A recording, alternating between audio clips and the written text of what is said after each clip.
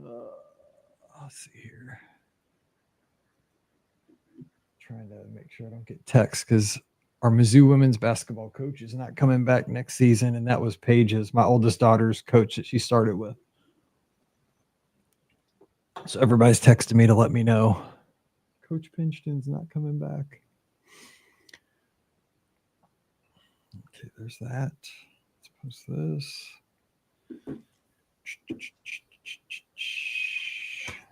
That and one more thing. And we're good there, I think. Yep. Too many tabs. All right. I know I've got two computers going here, so I'm figuring out the mouse for one so I can look at my notes and run it off. Yeah, that's me during the call-in shows. I have like two gigantic monitors, another laptop running. I got the mixer. I'm like, oh my gosh, too much to go. And then we do that live show down at Give Kids the World. That is crazy. We have like 5 computers going. That's why my dad's coming with me this year, making them. It's not football season. I said, cool. Coming with me. If you can do a Super Bowl for the Rams, you can do this live show with us. Be awesome. All right. Hey, everybody. Hey, Meggie Mac 76, Melissa, R Kennedy 25, Elizabeth West, Shoe Lover 97. Everybody over on Instagram. Hello. And everybody, all the other places. Thanks for joining us. Getting ready to record Monday's podcast with Patrick in Ohio. Episode 2650. All right, here we go. Got the phones on standby. Here we go.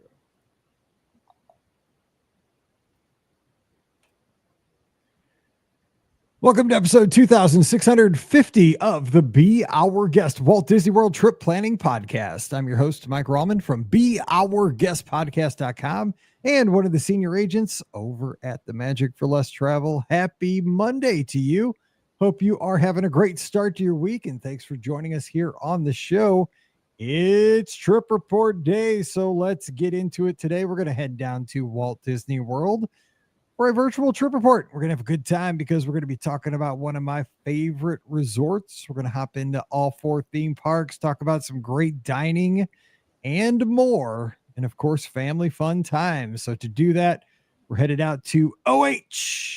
I know all the fans out there were finishing it for me. We got a lot of them out there. Trust me, Buckeye fans, let you know. I don't think our guest is a Buckeye fan. I think he's a Thundering Herd because we were talking in the pre-show. Well, so Patrick, thanks for joining us today. Happy Monday. What's up?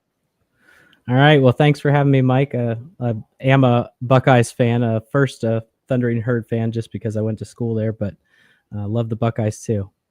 Good stuff. Yeah. The thing that, I've learned over my lifetime is that if somebody is an Ohio State fan, they will definitely let you know. I mean, I can't say I live in Mizzou stuff. So people are like, Mike, do you wear your fandom? Yes, I do.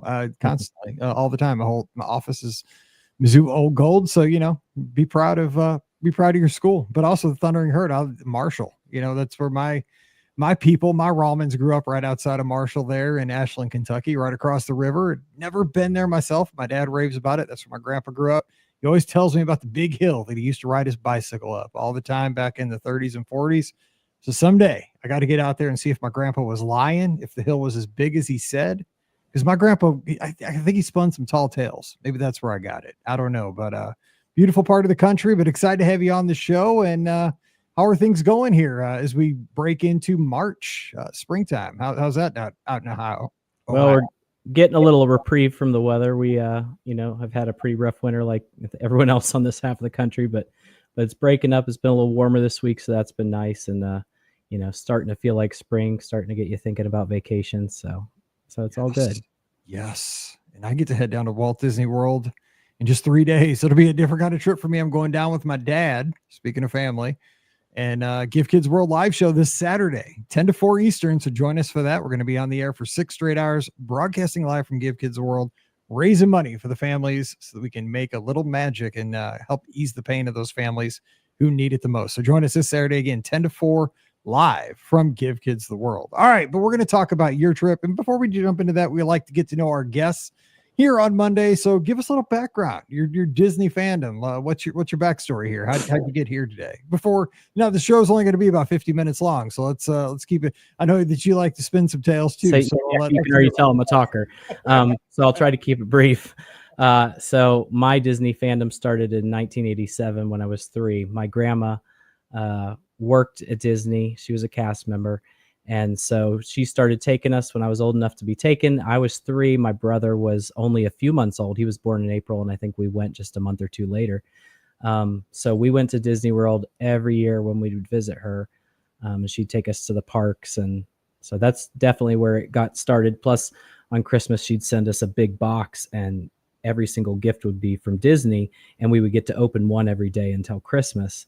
So we were always psyched about that and loved going down there and loved seeing her, obviously. And just a lot of memories everywhere in the park for us. So I always ask this question for folks that got to go when they were younger, right? When they were like young kids. Do you have like a memory that sticks out in your mind that, like I said, like I always remember like a hat shop for some reason, not a big ride, not a fireworks show, but for some random reason, I remember going into a hat shop or something in 5th grade.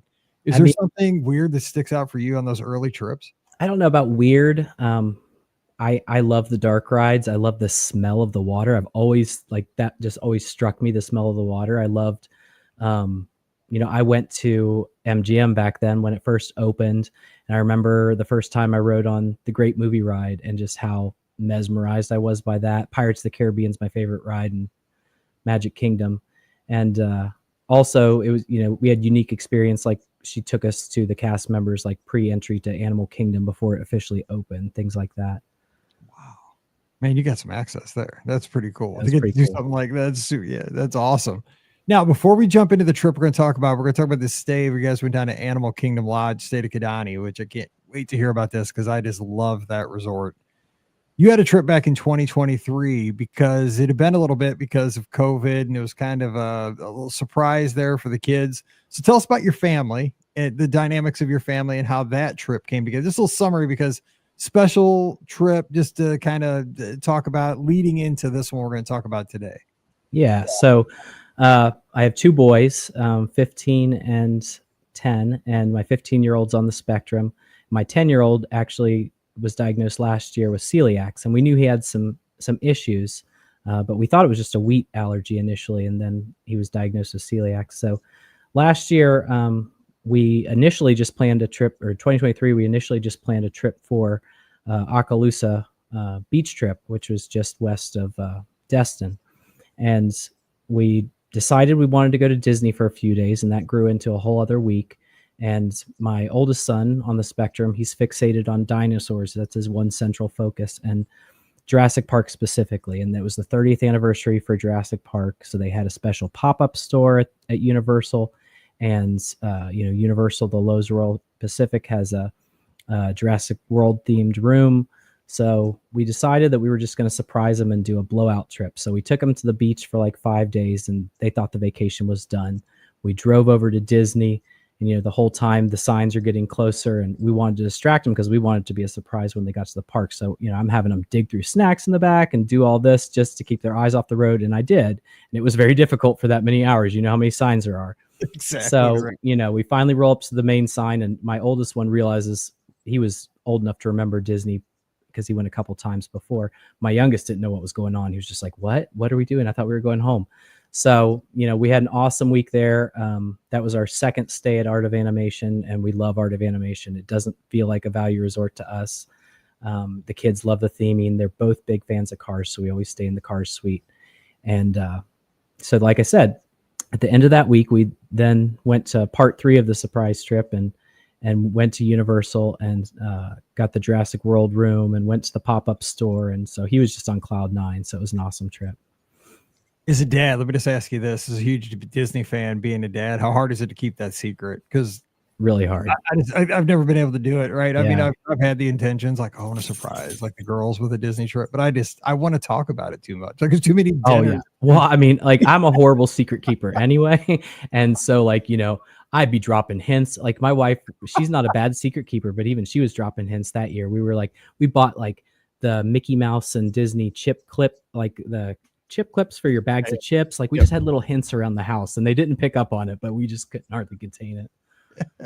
Yeah, I'm terrible too. I remember one time that there was a couple on our staff at school that they were dating, and nobody in the staff knew except myself and my soon to be wife. We were getting ready. We were dating too, and I actually spilled the beans at a social gathering, and I got in big trouble because I'm not a good secret keeper, but I didn't know nobody else knew. That's the whole thing. It wasn't my fault. Anyway, I still, to this day, I get in trouble for that, but they're happily married still and have two beautiful girls that are, one's a college softball coach, and it's been a beautiful thing, but That's I was awesome. the first one to tell everybody. Yeah. Shout out Callahan's. Okay. So let's talk about your trip. So how did this one come together? This Animal Kingdom Lodge trip over to Kidani? So, once you get back into it after you've been away from Disney for a couple years, the first time back, we were like, had a really good time, really enjoyed the trip. So my wife's always wanted to go to Animal Kingdom Lodge. So, we started looking at trips. We actually originally booked a 1-bedroom villa in Jambo, but then, after doing some research, we realized there's 2 bathrooms in Kidani. So that was actually the deciding factor, was 2 bathrooms. And we started off with the non-Savannah room, and then we were like, what's the point? So we got a Savannah room. And because we didn't want to go and not, have access to the animals, which after going there, you can see you've got plenty of access to the animals no matter where you stay. But it was really nice having coffee on the balcony with the giraffes. And we loved everything about the resort. Loved the food, loved the people. The pace of it was, a little slower, and the atmosphere was just a little more calm, which was good for my oldest. It was a great resort. And there's a lot of little things about it that, like the restaurants at the pool at Kidani is actually an excellent little quick service place. So lots of little things. Just we loved everything about it. So yeah, it's good because I just want to hit the resort before we kind of dive into the parks and some of the other stuff. But let me ask you, this would be a tough choice though, because Jambo kind of has more of the amenities with Boma and Jico and Mara, and just there's more happening because that's kind of the main part. Where Kidani, the DVC side there, is, like you said, it's more relaxed, more chill, but also has access to the animals. Like if you were to go back, would you go back to the Kidani side again, or would you like to try the Jambo side where there's just more going on, more access to the amenities? I mean, I would try the Jambo side. I have nothing against it. The more space, the better in a room for our family. We kind of all need our space. So, it was nice having a little more room in Kidani. But we have no problem with going over to Jambo. And we also didn't really consider it a hassle to go over there. I mean, they've got buses, but you can walk. It's really not that far. It's really just like one big resort. So we didn't mind at all, and we didn't feel like we were out of the loop in Kidani. Cool. That's good. Just because that's one of the questions I get as a travel agent, right? They're like, I want to stay at Animal Kingdom Lodge, but I can't decide, like Kidani, because you don't have to be a DVC to stay at Kidani. You can, stay there on cash too. But there's pluses and minuses, right? I mean, you're not going to have a quick service if you're down at Kidani, but you do have that at Jambo, but it's like quiet. You do have quick service at Sanaa now. Sanaa does quick service. But yeah, you're right. But I mean, it's not kind of the same setup as like a Mara. Like I think most people are like kind of looking for that like moderate kind of value setup like Mara is. So yeah, you're right. All right, so let's talk about touring the parks. So let's get into the theme parks. So how did you before you went down? How did you decide? Podcaster problems. We lost a mic here, but it's coming back. Well, I have a dog that's roaming around. She knocked over my mic. That's why I was glad I got a studio, because I got a door after about 4 years, and I can keep, as much as I love Riley, the door closed. See, Ricky has a dog on her shoulder all the time we're podcasting. It drives me crazy. Okay, so as far as going to the parks, now you did something we talk about here all the time. Arrival, your first day, it looks like you kind of just went to Disney Springs, kind of chilled out, eased your way into the vacation. But you didn't do Magic Kingdom on your first day. Discipline here. What was your strategy? So a lot of it's based on reservations, right? So we do our ADRs, and our ADRs kind of decide where we go. And the one that changed our Magic Kingdom day, the last day, besides it was my birthday, so that was a plus for the last day too. But we wanted breakfast at Ohana the day that we did Magic Kingdom, and the only day we could get the reservation was on my birthday. So that's kind of why we threw it back there. Makes sense. Okay, so let's talk about so like I said, you went to Disney Springs your arrival day, but you went to the studios on your first day. Kind of just hit some of the highlights. Like, were the kids amped up to go into the theme parks? What? Oh How do you yeah, I handle it? mean Did you guys they're use lightning lanes? How'd that go? they're always amped. I mean, even for on a regular day, they're amped. So yeah, we were excited. It was we kind of broke it up with some rest days because after the last trip with the beach and then all the parks and then the last day being at Universal, we were absolutely exhausted after that trip. So this trip, we decided we were going to throw in some rest days and kind of move at a slower pace. My oldest son does use the DAS pass, so that makes it a little easier to not have to rush around. And it worked great for us. That was right before they changed over to the new system, so I haven't experienced the changes with registration yet there. But yeah, we went to Hollywood Studios and we did breakfast in our room. We're big on the big meals. We like going to the big ADRs, the character meals. So, and with my son having celiacs, we decided, well, maybe it'd just be easier. This is the first time we tried to kind of pack our lunch some days. And we like getting those villas too, because you have the kitchen, so you can kind of eat breakfast in the room some days. So we did that, ate breakfast in the room. My boys love Star Tours. I mean, it's old. We actually got lucky on Star Tours and got to see the new show that they had in there, loaded up the first time. So we did that. Went over to Mickey and Minnie's Runaway Railroad, which we hadn't experienced yet, which it was a good ride, but I can't get over the sadness of it not being the great movie ride. So I'm kind of with you. I wish they had both. I know. Why do we have to give one up to get the other? I know. But anyway, so they liked it, and they didn't remember the glory that was, so that's okay. Yeah. Then we did Rise of Resistance. That's one of our favorites. We've done that several times, and I love Rise. I think it's such a thoughtful, immersive ride. Went over to Toy Story Mania and Indiana Jones. We tried to do it methodically this time. Like last year, we were kind of all over the place. This year, I tried to keep us in a path so we weren't back and forth across the park too much. Keep everyone's legs rested because I got a few whiners in my party. So, yeah, but we went to Indiana Jones, ate our lunch that we'd packed. I actually got this really cool backpack, and it has a little cooler in the bottom, so it was easy to bring our stuff in. Then we went over to Tower of Terror, which neither of the boys had been on yet, so that was really fun.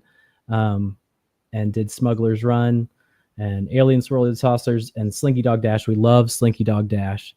And one of my favorite things as a dad in the parks is we get the photo pass and seeing the pictures from the rides for my youngest son, because his face is just pure joy, and Slinky Dog Dash is one of his favorites. So I love looking at their little faces after the ride. I agree. Let me ask you one thing though about the packing your lunch. I like this idea, like, because it's especially if you have anybody that has any kind of an allergy or any kind of dietary concern. Great idea, because you know exactly what you're getting, but it also saves you a ton of money. But like, how'd you get the food into the village? You like Amazon it, or how'd you get it delivered? Or I think we used Walmart Plus. My wife used one of the food services, and the day we arrived at Kidani, that was another great thing about the resort is, all your groceries go to Bell Services, and they keep them for you and keep them refrigerated if necessary and bring them up to the room for you. So that's great. So we had everything we needed in the room, and we would just, pack like we would for school in the morning and load up the backpack with drinks and everything. And, Dad's the mule, so I end up hauling everybody's stuff. Yeah. Part of the job description. I was always that guy, but I was always like, anybody need snacks? Because the more you eat, the less I have to carry. Yeah. And I mean, we get snacks in the park too. Like it's definitely a money saver, especially if you want to do the more expensive dinners. But we've done Disney dining plan. We've done every variation. This is just how we did it this time. And we didn't do it every day. We just did it some days, but it worked out well. And we actually went to dinner at 50's Prime Time because one very specific reason: they have gluten-free fried chicken. Really? So yeah. And that's a hard thing to get. Even restaurants that serve gluten-free, you don't find gluten-free fried chicken everywhere. So my youngest was super excited to eat fried chicken again because he loves fried chicken. So that was a great experience. We love 50's Prime Time anyway. And, the servers are real fun. And so that's why we chose there. And I will say, on an aside note, that we went back to Disney a lot this year because they make celiac so easy. They make gluten-free eating so easy. They're so good with so many dietary restrictions, but we know that we can go to any restaurant and the chef's going to come out and talk to us and he's going to get his own food and we don't have to worry at all. And being on vacation and not having to worry about what your kids are eating is huge for us, because we've been on a lot of vacations where all we did was worry about what he was eating or where we were going to get something for him. So that's what we love about Disney too. I hear that time and time again. That makes me feel good, because I mean, it make me, fortunately, neither of my kids had any kind of dietary issues other than they're just picky, which is a pain in the rear, but it's not a safety thing.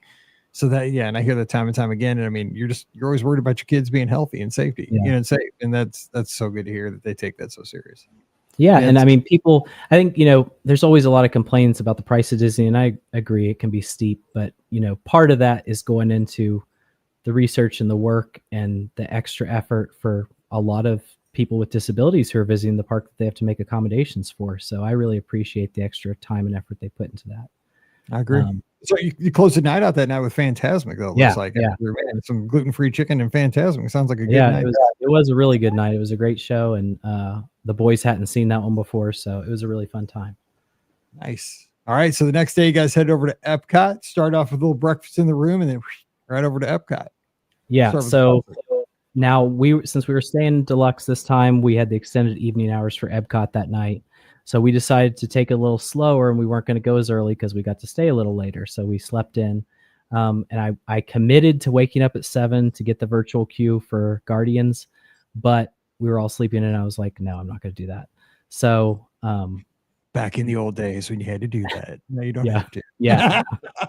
I'm looking forward to the next time we're going to have to do that. Exactly. But, anyway, so we headed on over to the park. I think it was probably around 9 or 10. It wasn't any big hurry. And I tried to time the rides, the least popular and zig when people zag and all that. And so I knew since I was there then that I could try again for the 1 o'clock virtual queue for Guardians. So I did that and I got it. And we were all the way across. Like, I thought it'd take a while because I've had virtual queues that have taken a while before, and I got called pretty quickly after. Well, we got called like we're at Ratatouille, like, so it's all the way across the park. That's how it's going to work every time. The glad that's me every time. Like, I'm on the other side of the planet. You're up. And it was so crowded that day. So we sprinted. We left Mom because Mom doesn't like to ride those rides anyway. So we kind of said, well, we'll meet you over here. And so we ran all the way across the park to Guardians, and we go all the way through the queue. And, you're waiting for a while. I mean, it wasn't anything. We're ready to wait in some lines if we have to. And it's inside, so it's not bad. It's all sorts of cool things to look at. But we get all the way through the queue to the show, like the first pre-show, and it goes down. And so they make everyone exit. We'd waited for a while. And so we no big deal. So we went to ate our packed lunch, went on to Nemo and Test Track and Soarin'. And then after Soarin', the ride came back up, and they'd given us, the voucher to come back. Well, no, actually, I was scared that I wouldn't get to take them on it. So I went ahead and bought the individual lightning lane, and the ride came back up. So we went on over back there, and it was taking forever again, but we got past the pre-show this time, and then we're in that little hallway before you actually get on the ride. Yep. And it stopped again. It broke down again, and we're stuck in this hallway with 1 million people, and I've got dinner reservations at Whispering Canyon. So, I've got to get to transportation. I've got to get out of there. And so we exited. We just went back through the line and exited. And it was so sad. But I was like, okay, we've got extended evening hours. We're going to make this happen eventually. So we went over to Whispering Canyon. I think we took the monorail to Magic Kingdom, then took a boat over, and loved Whispering Canyon. I mean, that's one of my favorites. Same. Love the food, love the, the service. Yeah. So, I mean, I wasn't going to miss that. I just love that resort in general. Yeah. So we had a really great dinner. Everyone had a really good time, got to relax a little bit. And then we went back to the park, hit up Frozen, watched Luminous, and then got on Guardians again because I talked to a cast member when we left for our dinner reservations. They let me come back and even though it was now in the extended hours, we got right on. And that time it worked. And, the boys loved it. I loved it. So we were really excited to get to do that. And then we closed out the night on Spaceship Earth, which is one of my classic favorites, as I know it's many. Now the boys, they weren't fans of Spaceship Earth. My youngest said it was boring and complained. Oh, come on. I loved your kids, but they got to like Spaceship Earth. Come on. Well, this was the end of a long day. I think he was tired and he was just like, this isn't fast paced enough. But yeah, played at night when I was 10. I'd have been like, come on now. This is but I loved it. I was a nerd. I probably would have liked it. I was a nerd, though. That's my problem. And hey, kudos to your family for riding Guardians after Whispering Canyon. You should get a medal for that. That's crazy. Well, sometimes I think if you have a little food on your stomach and it's had some time to digest, not like right after, but if you give your food some time to digest and have a little something on your stomach, it makes it a little better, I think. But some people probably say just the opposite. Yeah. No, I'm not. I mean, I'm not riding it anyway, but I'm definitely not riding it after I don't have any discipline at Whispering Canyon. It would be just not good. And okay, so the next day you guys take a break day. So tell us like how you went about like your break, like because you want to have fun. You're at a great resort. So what was your break day like? Yeah, so we slept in and relaxed and took it easy. Went down to the pool. The Kidani pool's awesome because it's a decent sized pool. It's got a bigger slide than the main resort. It has an excellent poolside bar, Maji. And it was we just took it easy and we just hung out at the pool a good portion of the day. I actually had one of my favorite food items, all the nice restaurants we went to. And one of my favorite things I had this time was at Mahi. It was the gourmet grilled cheese. It was like smoked Gouda.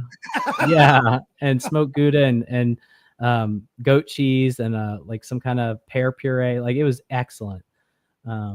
So anyways, we did that. And then we took that whole day to really explore the resort and look at the animals and talk to the staff, which are absolutely, wonderful. They can tell you about the culture. They answer any questions you have. They're, extremely friendly like everyone at Disney. But we just enjoyed it and then had dinner at Boma. We had originally made the reservation for Jico, which I was really excited about, but we were afraid the kids wouldn't like what was on the menu. So we switched to Boma. So Boma is never the wrong call. I've been to both, and I'd probably pick Boma if I had to pick between the two. I mean, Jico was nice; it was super fancy, but and I loved my steak and all that stuff. But Boma is so good. Yeah, we enjoyed it, and it's it's nice.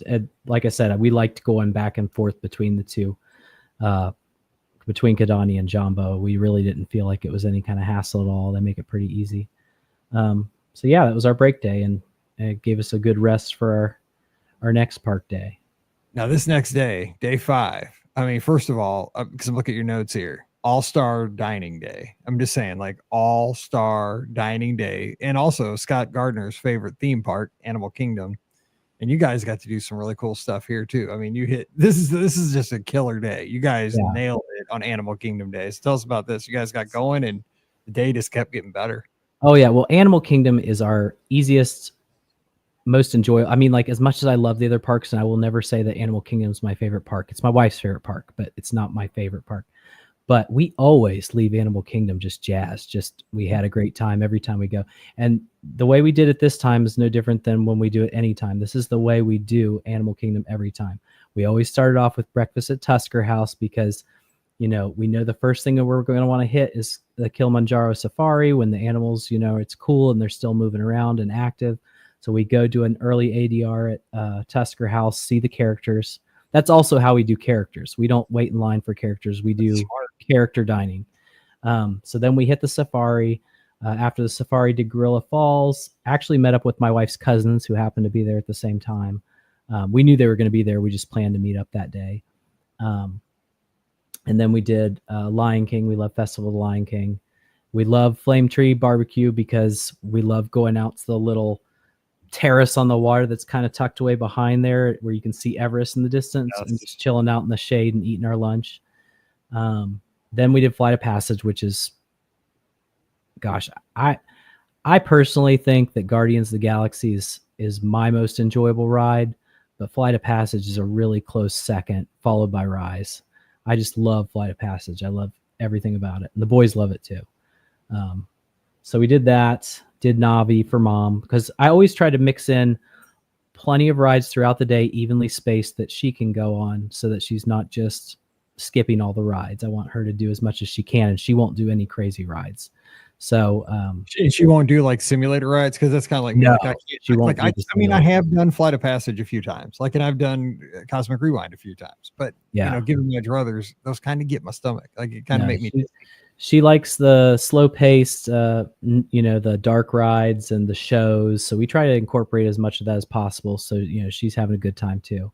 So we did Navi right after that. We did Dinosaur because we knew that was probably going to be our last time. And Brady was super sad about that. I like it. Some people don't like it. I like Dinosaur. I like Indiana Jones better at Disneyland, but I like Dinosaur too. He'd been saving up his, here's a special memory for you. He'd waited to go on this ride because he knew it was the last time he was probably going to go on it. So that was special. And when we were on the ride, right before you get to the big dinosaur at the end, I think it's like an Allosaurus or something, and he's like right over your head, but it's dark, so he's going to surprise you. The ride froze, like completely froze, stopped right there. And most people are like, well, the ride froze. How's that special? But it was his last time. And for him to be able to sit there and look around and kind of absorb it, like, he loved it. And then we went, it was meant to be. It was special for his last ride. And so then we went out into the gift shop, and he had saved his money from a year's worth of allowances to blow at the gift shop. So he has all the dinosaur merch to remember it by. That's so cool. Hey, I mean, you know what? The way Disney people are, that could be an investment, because that land is going to be gone. And you know what? Like in 10 years, if it's over dinosaurs, put it on eBay. He's even got he's got the goofy rubber hand puppet dinosaur from the pre-show. From like Seeker. Yeah. I think it'll be worth $1,000. Exactly. But and I mean, the first trip or the previous trip in 2023, we did the Savi lightsaber and did the droids and all that. So we didn't do that this time, but that was just as special for him. That's awesome. But that's what vacations are about, and that's what childhood's about, right? I mean, you blow your money on the stuff it's fun. I mean, it's toys and it's memories. And I mean, I remember like going to Grant's Farm. It's a little place in St. Louis that's like a little farm that Anheuser-Busch owns, because they own everything in St. Louis because of the brewery. And I went with my great grandpa, and I got like this little visor thing that I just thought was the coolest thing as a kid.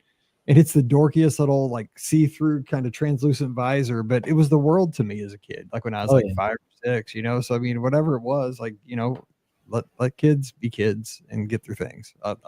My thing that I remember getting at Disney as a kid that I loved was they had, and I think they still have them in some form or fashion, but it used to be you go into the store in Disney Springs, which was downtown Disney at the time, and they had the one big open space that was like a wall full of stuffed animals, like just floor to ceiling huge.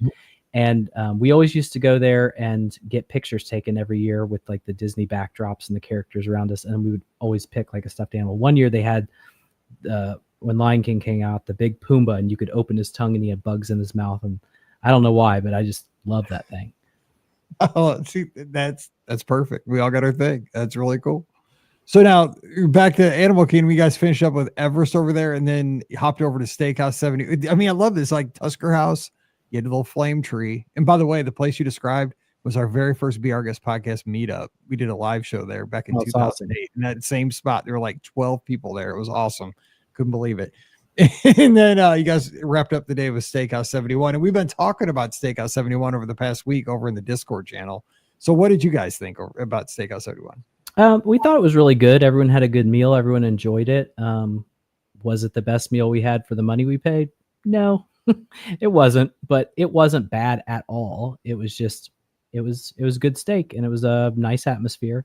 But definitely wasn't like my favorite restaurant, just because we like the fun theming, restaurants, and that was more of a serious.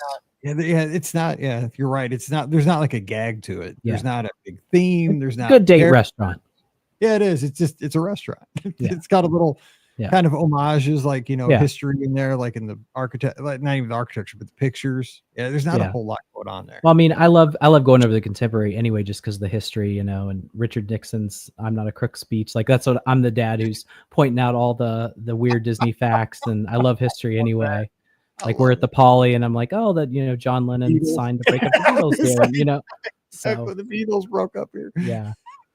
But we get yeah, that we so well. have a good dinner though, and it's always fun to take the monorail to the Contemporary, so it was a good time. Oh my gosh, I love it. And I love the pace of your trip too, because the next day, because you guys went hard there at Animal Kingdom. Next day is another break day. Again, breakfast in the room, a little time at the pool, kind of hanging out there. Lunch at Sanaa.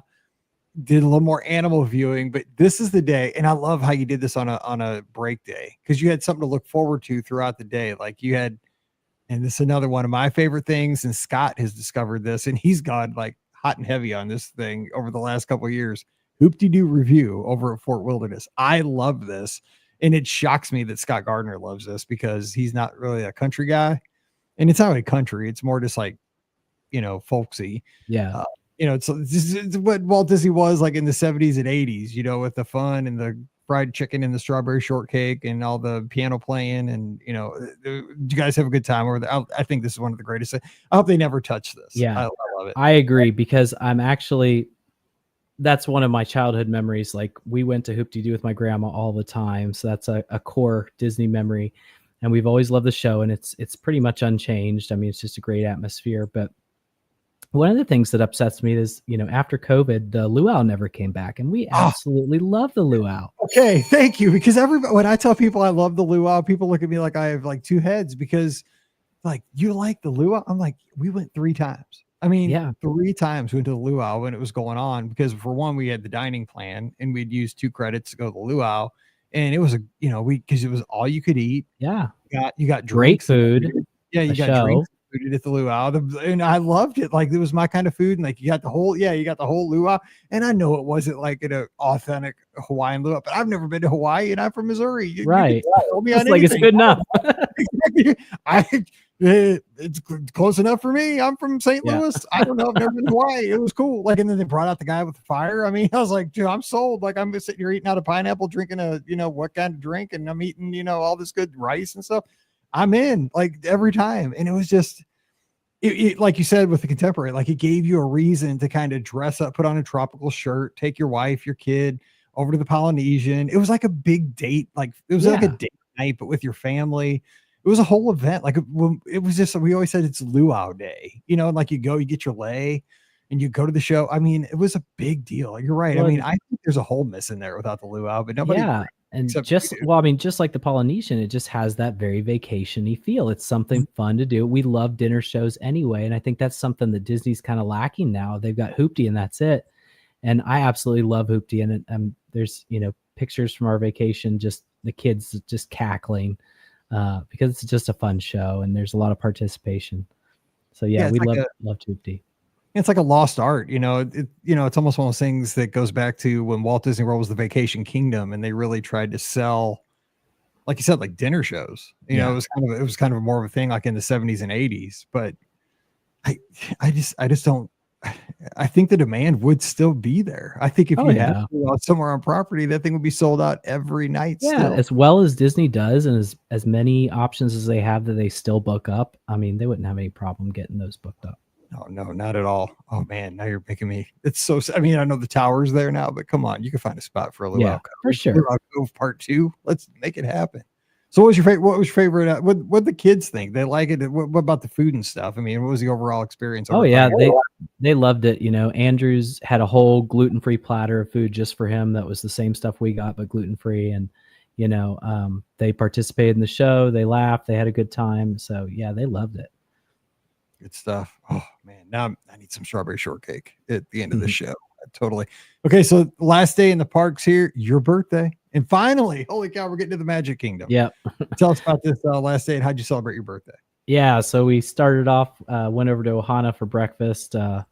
We love that because again, another character dining experience. So the boys get to have fun with that, and the food's great, and you're close to the park, and it's just a great atmosphere. And that was our first time doing breakfast at Ohana. So then we hopped on over to the park, and we always, I don't know why, I don't know if it's intentional or subconscious, but we always start off in Frontierland and that area. So we went to Pirates of the Caribbean, did Aladdin's Magic Carpets, got us some Dole Whip, went down on the Jungle Cruise. So like I said, this trip I kind of tried to keep us going more in one direction instead of going back and forth across the park. And Tiana's was not open to the general public yet. That opened on June 28th, and our trip was a little before that. So they were having like a DVC event, but we couldn't try Tiana's. One of my very last memory of Splash Mountain, though, was from when I was a kid and I was on it. It broke down the last time I rode it, and we were stuck in the briar patch with the animatronics moving their mouths with no sound for like 45 minutes to an hour. At least it seemed that long when I was a kid. Your nightmares. Yeah, until finally the cast members came and got us, and they walked us down like the secret back steps to get out. But so I wasn't really that sad about not going on that ride again, even though I don't have any problem with it. But yeah, it's what's it, Kingdom Keepers by Ridley Pearson or something like that. Yeah. He's from St. Louis. Yeah. Welcome to my nightmare. Exactly. We don't need to see that. But we probably will hit it up next time. So real quick, did you wear like a birthday button or anything? Or oh yeah, I had birthday buttons on the whole time, and they're always great about telling you happy birthday and making it special. And they brought out birthday cupcakes wherever we go to a restaurant and stuff like that. So it's pretty cool. Yeah, those things make cupcakes pop out of everywhere. I know they do. I've always told people that, like, get your button, cupcakes will appear out of the sky. So you guys had lunch at Pinocchio's Village House. I'm thinking this place is trending up for me. I've discovered a chicken parm sandwich there, which, by the way, the day of recording, my friend Jason, who lives in Celebration, went over and had a chicken parm sandwich and sent it picture to me, and I was very jealous because he can do that. You can just walk over there. If we go there again, I'll have to try that. We weren't super stoked about the food, but we also didn't go there because it was somewhere we really wanted to go. We like the atmosphere, and we like being able to watch the Small World boats, but we weren't stoked about the food. It was just fuel at that point. But it wasn't horrible. It was what it was. And it was fairly busy that day. So we were just trying to find a place on our path to the next ride. So then we did PhilharMagic, and I feel like that is such an underrated ride. Like every time we get off PhilharMagic, we all just are full of smiles. We love the music. We love the show. It's just fun. It's a good break from everything. So we love that. Jumped on over to Peter Pan, and then actually went back to Haunted Mansion because we were on our way to dinner at Liberty Tree. And we always do Liberty Tree for dinner on our Magic Kingdom Day because everyone loves the food. They have great gluten-free options as well. And it's kind of a heavy meal for, but it's towards the end of our day, so we weren't too worried about it. But yeah, we always have a good time at Liberty Tree and love the food. But so you're right. I mean, I love Liberty Tree. I mean, but my problem is that these kind of places like Liberty Tree, I have no self-discipline. So, because they're all you can eat. Yeah. And all you can eat Thanksgiving type food is bad news for Mike Rallman. If yeah. I'm going to continue in the theme park, it's okay if I'm going to walk out of the theme park and head, straight back to my resort. I'm good. If I'm just going to chill out the rest of the night. But you also have 2 attractions on here after this that say Tron. Yeah. Dude, I would be just so donezo if I had to do those 2 attractions. Well, and that wasn't planned either because we had a virtual queue for Tron, and of course, the virtual queue pops up at the end of our dinner. It's like, it's like, actually, I think it popped up at the beginning of our dinner, so we were actually eating our food, knowing that we were going to have to get on that ride afterwards. But it didn't change the amount of food we ate. We still ate regular. And then we bring out that ooey gooey. Oh yeah. Oh man, that's so good. No yep. discipline. So then we tried to digest our food quickly on the walk over to Tron, and but the boys loved Tron. They absolutely loved it. And like I said, one of my favorite things is to see the pictures afterwards, and the Tron pictures are always great. And just, that was my youngest first time on it. So his little face when they're, snap the picture is just awesome. And then we did Space Mountain. And then at that point we had to make a decision. This was our last day. We were leaving the next day.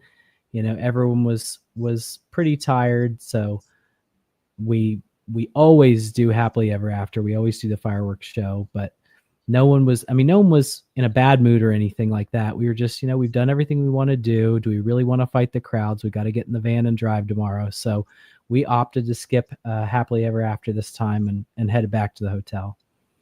But it was fine. Sometimes you got to make it audible, and it's the right call. Yeah. You don't, I know with my family too, like I'm sure with most people, you can tell when your family's getting to the point where everyone's good now, but if we push them too far, they're gonna, Well, because I think we've all been there as parents, right? You have in the past pushed through. You're like, okay, we could probably do this. We can. It's the wrong decision. It's so like we should not have done this. It blows up, disaster, and you regret it.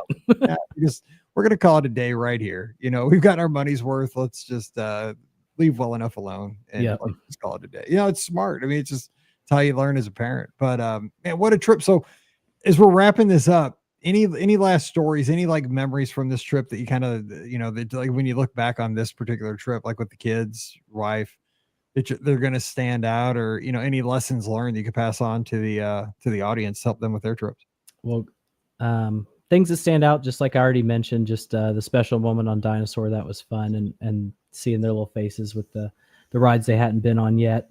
But tips for others. So, definitely if you're able to utilize DAS, if you need that service, it's definitely a great service, especially if you have a hard time in loud, crowded spaces for long periods of time standing like my son does.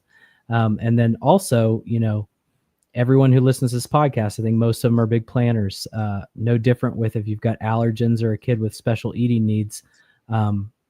Disney makes it pretty easy. People are kind of overwhelmed by the process, but gosh, just incorporating, looking at their menus are so easy online to see what they've got available. All the chefs are great. They always come out and talk to you if you've got special considerations. So just plan in advance, and it's just so much less stressful when you're there. All right.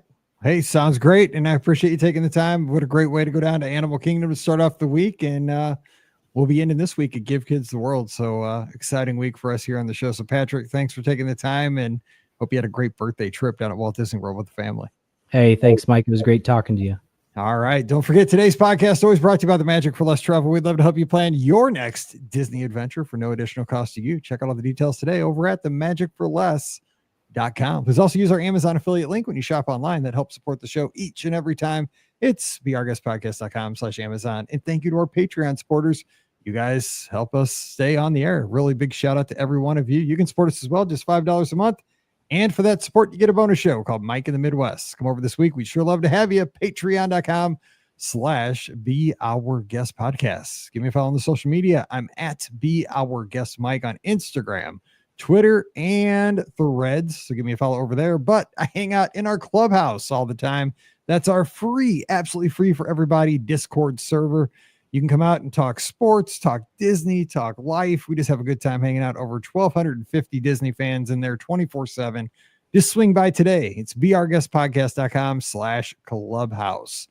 We will not have a live call-in show Sunday night because, again, we're going to be on the air 6 hours on this Saturday from 10 a.m. to 4 p.m. We're raising money for Give Kids the World. Pam and Ricky will be with me live from Give Kids the World. Scott will be with us as well remotely. So we'll all four be together, and we'll be auctioning off all kinds of items from Disney. We have some sports memorabilia. We have all kinds of stuff, over 100 items that you can get. Bid on those. You'll get them that day. We'll mail them to you. You bid on them and you win them that day. We'll mail them to you, and you can just donate money. We'll have some power hours where we'll match your donations, and just all for the good cause of raising money for the families that Give Kids the World. So again, this Saturday, 10 to 4 Eastern, join us for the 6-hour live Be Our Guest podcast show. We'll be taking your calls as well. All right. So we are going to jump out of here, and we'll catch you on Wednesday with more of your listener questions. But for Patrick out in Ohio, I'm Mike here in Missouri. You guys have a great week. Stay safe, stay healthy, and we'll see you real soon. All right. That was awesome. Thank you so much. It's a good show. Thanks, Mike. Thanks. Appreciate it. Hey, have fun on your trip.